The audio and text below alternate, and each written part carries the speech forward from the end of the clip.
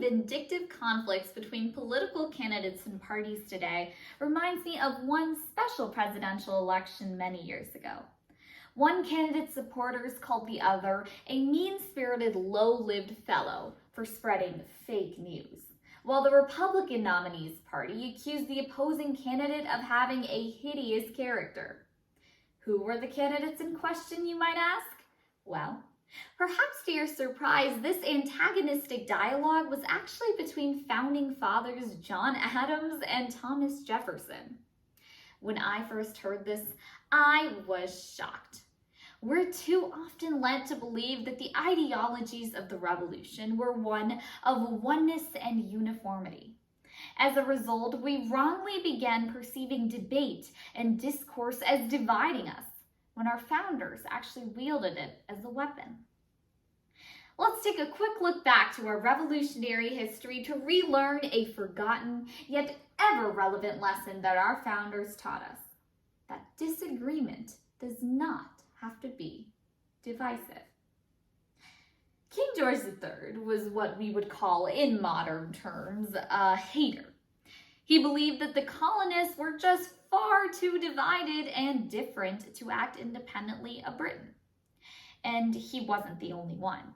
Englishman Andrew Burnaby famously acknowledged that although the colonists were great republicans, fire and water were not more heterogeneous than the different colonies. It was true, and historians have confirmed that there was enormous diversity in the origins, climates, religions, languages, nationalities, values of each and every colonist. Disagreement was inevitable. Addressing this, Thomas Jefferson wrote to James Madison, stating, "Malo periculosam, libertatem quam quietam servitutem," meaning, "I prefer the tumult of liberty to the quiet of servitude." He recognized that silence was an indicator of suppression, and that the loud clamor and clash of dissent and discussion was simply an exercise of liberty. For instance, this is clearly evident in the First Continental Congress, which encompassed fiery debate from Patrick Henry and John Adams as the radical faction, George Washington and John Dickinson as moderates, and John Jay and Joseph Galloway as conservatives. All their convictions, no matter how strongly cherished, were open to criticism and scrutiny. And this new political tradition was exactly what prevented America from tumbling back into autocratic chaos like the king had predicted. Likewise, you can even take Thomas Paine's galvanizing pamphlet Common Sense. His compatriot John Adams termed it a crapulous mass. Moderate Hannah Griffiths composed an entire poem about its detractors, and conservatives Charles Inglis and James Chalmers published entire counter-arguments. Civil disagreement and constructive criticism had suddenly begun to become a citizen's right and a citizen's duty. And this was not a weakness, but rather a primitive checks and balances. Congress may have revised the Declaration of Independence 86 times, but this is what allowed nuanced and balanced decisions.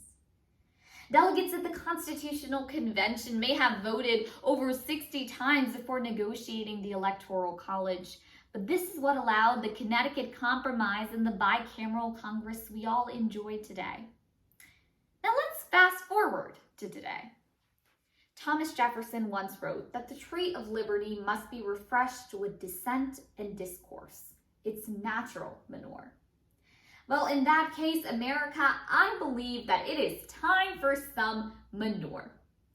When I turn on my TV or look outside my very window, I am saddened to see my neighbors, friends, brothers, sisters equate a lack of agreement about the red, white, and blue to a lack of allegiance to the red, white, and blue. And this needs to change. I challenge you, ladies and gentlemen, to remember this. We are not American because we live in America. We are American because America lives in us. So when we exercise the right of civil discourse that our founders endowed us with, We must not see disagreement as a weakness, but rather as the manure that allows the tree of liberty to flourish stronger and greater than it has ever been. What the founding of our nation has taught us is that it is this right of the First Amendment that connects each and every one of us to be one nation under God. It is what makes us independent yet indivisible. It is what endows us with the liberty and justice for all. Thank you for your time.